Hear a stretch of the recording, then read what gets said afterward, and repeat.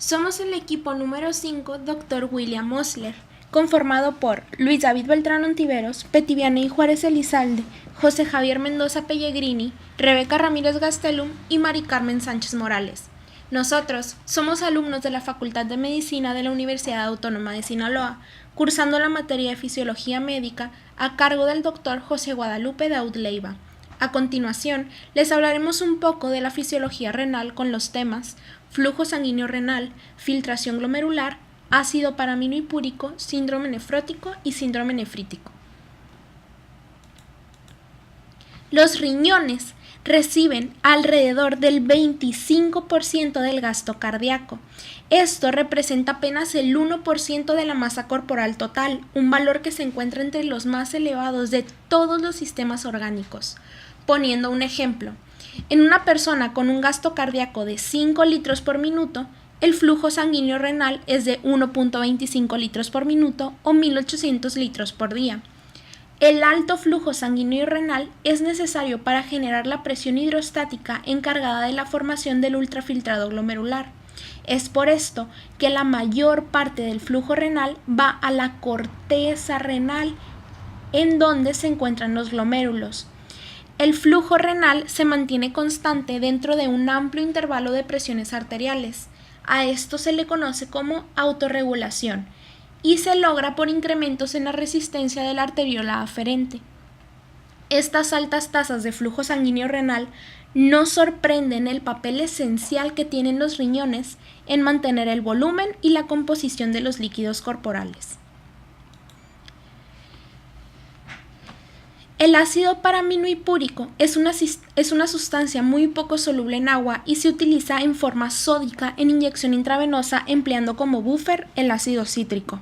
Su importancia fisiológica reside en el hecho de que a nivel renal se filtra, no se reabsorbe, y además es secretado a los túbulos renales desde los vasos renales y como resultado de ello la cantidad excretada en la orina coincide con la cantidad de ácido paraminohipúrico que el sistema circulatorio aporta al riñón, lo que permite calcular el flujo renal efectivo a partir del aclaramiento del ácido paraminohipúrico.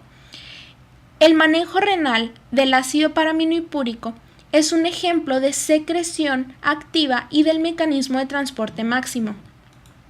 Algunos aspectos del ácido paraminohipúrico en el organismo son: el ácido paraminohipúrico es extraño al organismo y se excreta por filtración más secreción. 2. El mecanismo de secreción tubular activa se localiza en la membrana basal lateral del túbulo contorneado proximal. 3. El transportador del ácido paraminohipúrico es saturable y es inhibido por un fármaco conocido como probenecid. 4. El transporte del ácido paraminohipúrico aumenta en forma lineal según la concentración del ácido paraminohipúrico, hasta que la cantidad de este que llega a los capilares peritubulares alcanza el punto de transporte máximo. En este momento, la secreción de ácido paraminohipúrico es constante y equivale a 80 miligramos sobre minutos sobre 1.73 metros cuadrados, que esto, 1.73 metros cuadrados, hace referencia a la superficie corporal en un adulto joven del sexo masculino.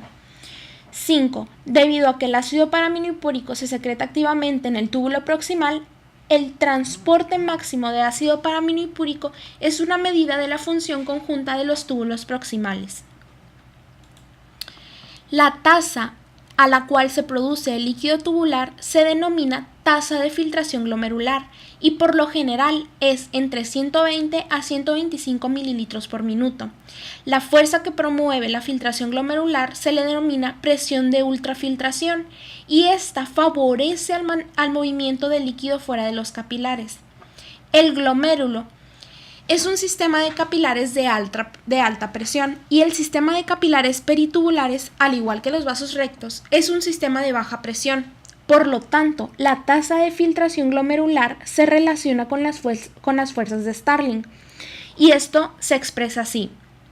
La tasa de filtración glomerular va a ser igual a la presión hidrostática del capilar glomerular más la presión osmótica coloidal de la luz tubular, menos la presión hidrostática de la luz tubular, menos la presión osmótica coloidal del capilar glomerular. Y esto lo vamos a multiplicar por el coeficiente de relación entre la fuerza de Starling y la tasa de filtración glomerular.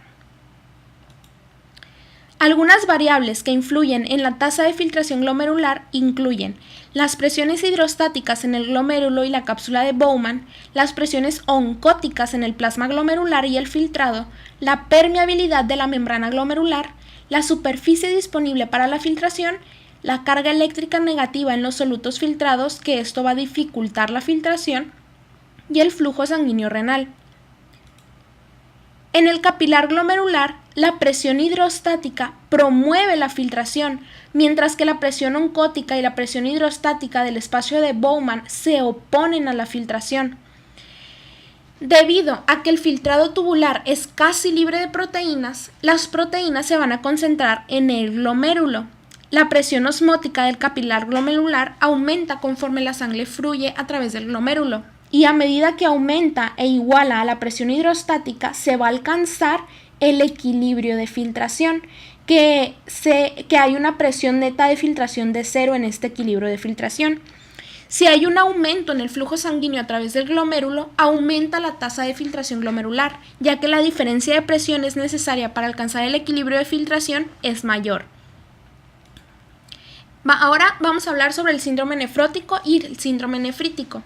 El síndrome nefrótico es una enfermedad glomerular caracterizada por proteinuria, que proteinuria quiere decir presencia en la orina de proteínas en una cantidad superior a lo normal, edema, que es la presencia de un exceso de líquido en algún órgano o tejido del cuerpo que en ocasiones puede ofrecer el aspecto de hinchazón blanda.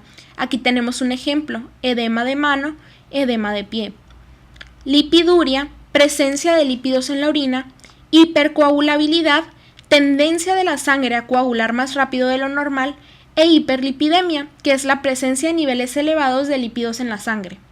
La proteinuria se debe a una disminución en la carga eléctrica o en la selectividad al tamaño por parte del glomérulo o a un aumento en la permeabilidad glomerular. Típicamente se observan líneas blanquecinas horizontales en las uñas de las manos. Aquí tenemos un ejemplo, como lo podemos ver. Ahora, el síndrome nefrítico. El síndrome nefrítico es el resultado de la inflamación glomerular difusa y está caracterizado por 5 cosas. La primera, hematuria de inicio repentino.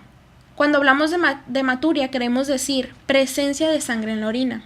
2. Disminución en la tasa de filtrado glomerular que resulta en un incremento en creatinina y nitrógeno ureico en sangre. Oliguria. La oliguria es la disminución anormal del volumen de orina emitida en 24 horas, la hipertensión y el edema. Espero que esta diapositiva haya sido mucho de su agrado y que les haya ayudado un poco en sus estudios. Gracias por su atención.